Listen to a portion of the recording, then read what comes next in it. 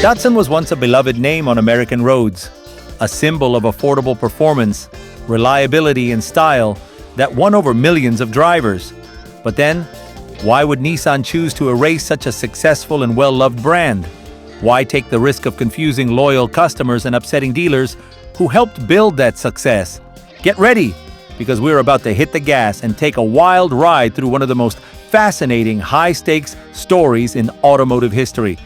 Way back in 1911, Masujiro Hashimoto started a company in Tokyo called Kwaishinsha Motor Car Works.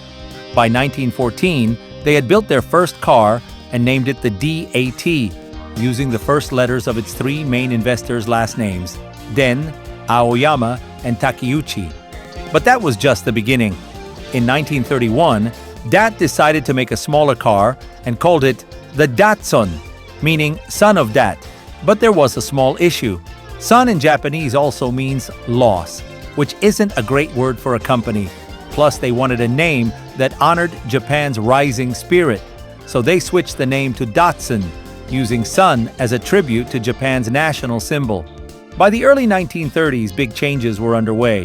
In 1934, a rising industrial force named Nissan took over DAT, and that takeover would shape the future of Japanese automobiles. But to really understand why that mattered, we need to rewind a bit and look at where Nissan came from. Back in 1928, a man named Yoshisuke Aikawa founded a company called Nihon Sangyo, which basically means Japan Industries. When the company went public on the Tokyo Stock Exchange, the name was shortened to a catchy abbreviation, Nissan, and just like that, Nissan was born. But Aikawa wasn't your average corporate founder. Born in 1880, he was the kind of person who didn't just study from afar, he got his hands dirty. He even worked undercover as a factory mechanic in America just to learn how things were built from the ground up. His personal motto? Do what nobody else dares. And that daring mindset would become the foundation of Nissan's identity. Fast forward to 1933, Aikawa launched a car company called Jidosha Seizo, which a year later would officially become Nissan Motor Co. Even though Nissan was now the company behind the wheel, they decided to keep using Datsun as the brand name for their cars.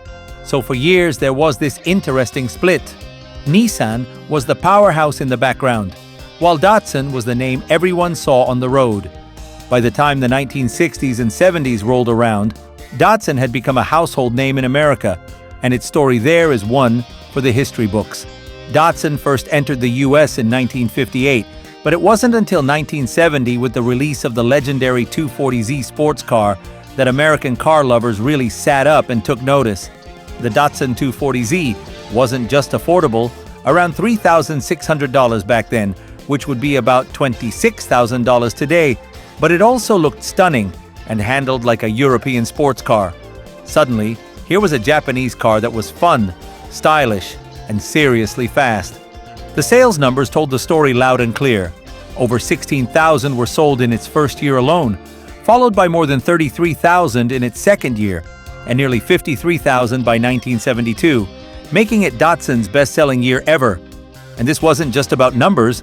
The 240Z shattered the stereotype that Japanese cars were only cheap and practical. It showed Americans that Japanese companies could also build exciting, high-performance machines. By the end of the 1970s, Datsun had sold about 1 million Z cars in the United States, an incredible feat that took Chevrolet 25 years to do with the Corvette. Datsun was now seen as a brand that delivered reliability, style, and value, all rolled into one. That's why it was such a shock when the company decided to drop the Datsun name altogether in the early 1980s. So why change a winning formula? Well, there were a few big reasons. First, Nissan executives looked at their rivals like Toyota and Honda, brands that shared the company and product names, and thought they were missing out. They wanted Nissan to become just as famous. Second, keeping the corporate name separate from the car brand created confusion and extra work. They hoped one strong global brand would make marketing easier and boost their image everywhere. And finally, there was a financial angle. Nissan believed having one recognizable name would help it raise money faster and grow stronger in international markets. It was a bold move, one that would end the Datsun story but help shape the future of Nissan. By the early 1980s, Nissan decided to go all in on its plan to retire the Datsun name, and they weren't cutting any corners. What followed was one of the most expensive and carefully organized rebranding campaigns the car industry had ever seen. But what do you think the price tag was? A whopping $500 million. To put that into perspective, that would be well over $1 billion today. This was no overnight switch. From 1982 to 1984, the company rolled out a strategy in 3 major phases, making sure every detail was covered. First came Phase 1, dual branding. During 1982 and 1983, Datsun cars still had their old badge, but now they also displayed the Nissan name. On most models, you'd see Nissan on the grille, Datsun on one side of the trunk lid, and Nissan on the other. Some cars even wore by Nissan alongside their Datsun emblems, gently introducing customers to the new name. Then came Phase 2, the model-by-model transition. Throughout 1983 and 1984, some familiar models were completely rebranded as Nissans. For example, the Datsun 510 was reborn as the Nissan Stanza. Even newer cars like the Sentra and Maxima were introduced straight away under the Nissan banner. Finally, in Phase 3, complete transition. By 1984, most of America had accepted Nissan as the new name, though a few countries still used the Datsun name until as late as 1986. Every last Datsun badge disappeared from cars, showrooms, and marketing materials. And this careful process didn't come cheap. The money was invested in everything you could imagine. One huge part was dealership infrastructure. About $30 million went into changing signage at more than 1,100 Datsun dealerships across the U.S. That included new signs inside and outside the buildings, refreshed service bay signs, parts department displays, and all customer-facing materials. Altogether, this $500 million gamble was a massive commitment by Nissan to leave the Datsun era behind and fully embrace its new global identity. It was risky, sure, but Nissan hoped this bold move would set the company up for long-term success. When you look at all the money Nissan poured into changing Datsun to Nissan, it's pretty incredible. Beyond the dealership makeovers, a huge chunk, about $200 million, went into advertising. They had to switch from the famous slogan, "Datsun, we are driven," to their new one. The name is Nissan. This wasn't just a few ads either. Nissan ran a massive campaign on TV, radio, print, and even billboards, and they kept pushing this message for years after the initial switch. But some of the money was gone before they could even use it. Around $50 million went to sunk costs. That's all the Datsun advertising that was already created and paid for, but never saw the light of day because of the rebrand. Imagine all the posters, radio spots, and promotions that just ended up in the trash. And that's not all. The company spent another $220 million on all kinds of behind-the-scenes work, like product redesigns, new packaging, employee training, legal work, and making sure everything was aligned across all their global offices and markets. It was a huge, international coordination job. So what happened after all this effort? The results were mixed. Even 5 years after they officially switched to Nissan, most American buyers still thought of the cars as Datsuns. That's how strong the Datsun name was. Clearly, changing decades of brand recognition wasn't going to happen overnight. When Nissan decided to drop the Datsun name, it wasn't just a financial risk, it also created a lot of confusion and frustration. Many customers thought Datsun had been taken over by Nissan, like some hostile buyout, when in reality it was all one company. That misunderstanding stuck around for years and meant Nissan had to do a lot of explaining to clear things up.